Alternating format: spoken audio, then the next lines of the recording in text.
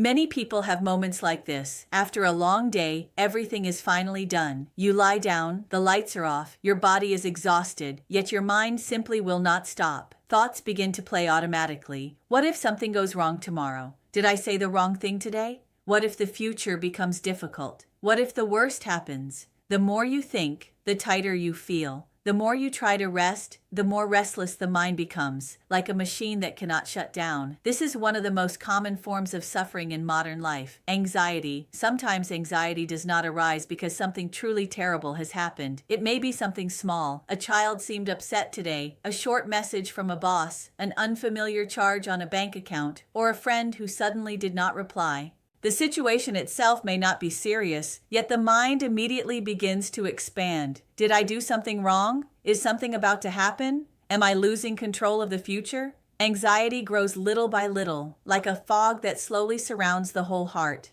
How does Buddhism understand this inability to stop? Buddhism does not see it as weakness. Buddhism says it is simply the inertia of the mind. In Yogacara, the tradition of consciousness-only teaching, it is said that deep within us are many habitual seeds, old patterns of worry, fear, and the need to control. When circumstances trigger them, they arise automatically. Anxious thoughts are like one thought linking to the next, forming a chain. Each thought pulls another thought behind it, faster and tighter, until we are carried away by this habitual momentum. So the key question is, how do we break it?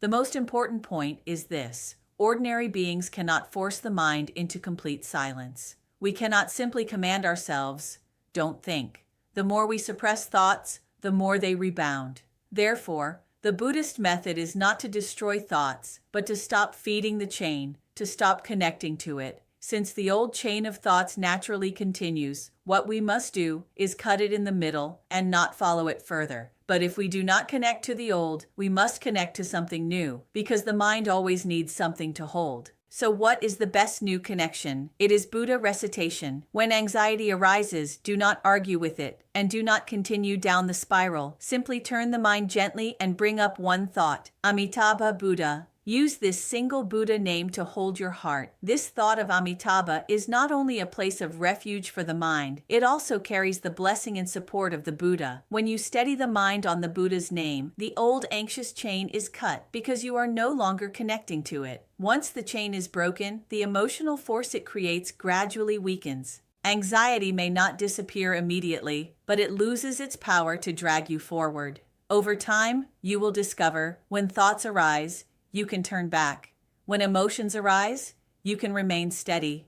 This is the true training of practice. This principle is extremely important to understand. The goal is not to have no thoughts at all, but to replace the old chain with the Buddha's name and cut through the inertia of anxiety. When the Buddha's name connects, the heart slowly begins to loosen and peace returns.